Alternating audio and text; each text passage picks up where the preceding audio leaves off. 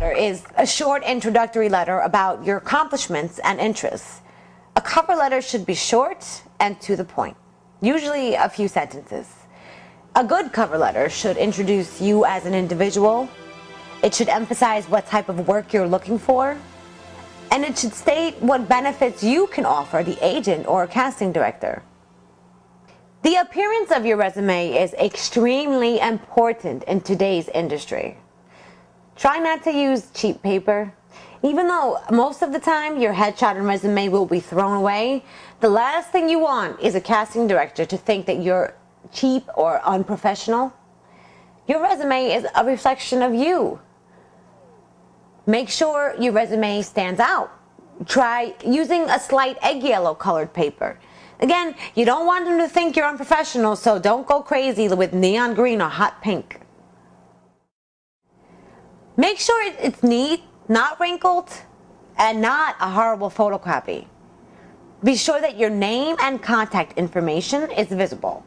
It should be the very first thing people notice. If you can, buy a trimmer and cut the paper to be the same size as your headshot.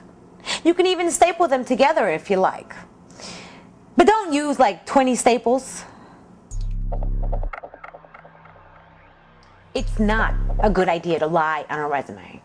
More than likely, someone will find out or you'll slip up, and that will end your acting career. The only credits you can probably stretch the truth on are industrials and educational or student films, stuff that's not mainstream. You might even be able to get away with lying about theater, but be careful. People in this industry are slick. If they happen to see or read the play and ask you questions about it, you better be prepared to answer. What not to put on a resume? There are some things you should never put on a resume, such as your age range. Never put your birth date, your age, or your age range. You don't want producers or directors to make judgments about you, especially before they've seen you in action. Performance dates. Leave out all performance dates. Most directors are not interested whether you played the role last year or yesterday. As long as they know you played the role, that's all that's important. By not showing dates, you can list your best performances first. As your resume grows, you can start deleting the mediocre ones. Personal information. Do not put any personal information like your address or your social security number.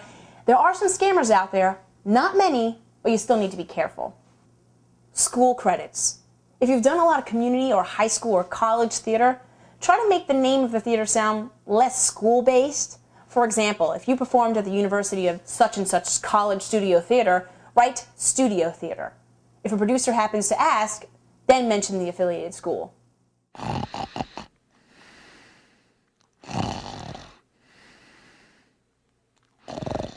Don't write your life story on a resume. It's boring and nobody really cares.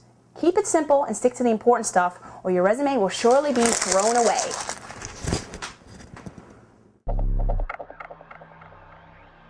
Good things to put on your resume are your telephone number,